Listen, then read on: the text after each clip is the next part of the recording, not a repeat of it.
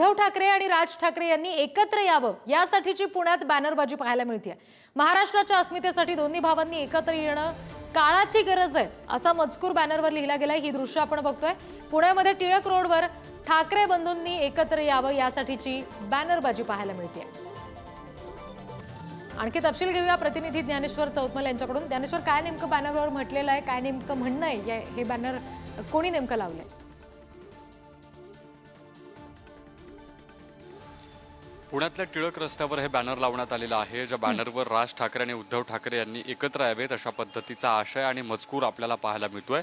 Balasaheb ठाकरेंचा photo आहे आणि या फोटोत उजवीकडे राज ठाकरे तर डावीकडे उद्धव ठाकरे बघायला मिळतात।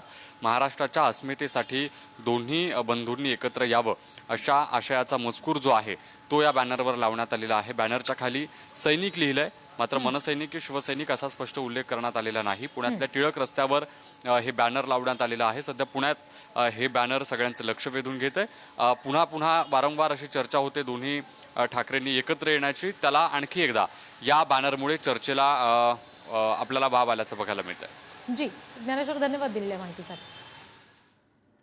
महाराष्ट्राच्या अस्मितेसाठी दोन्ही भावांनी एकत्र येणं काळाची गरज आहे असं म्हणत उद्धव ठाकरे आणि राज ठाकरेंनी एकत्र यावं अशी इच्छा व्यक्त करणारे हे बॅनर आहेत।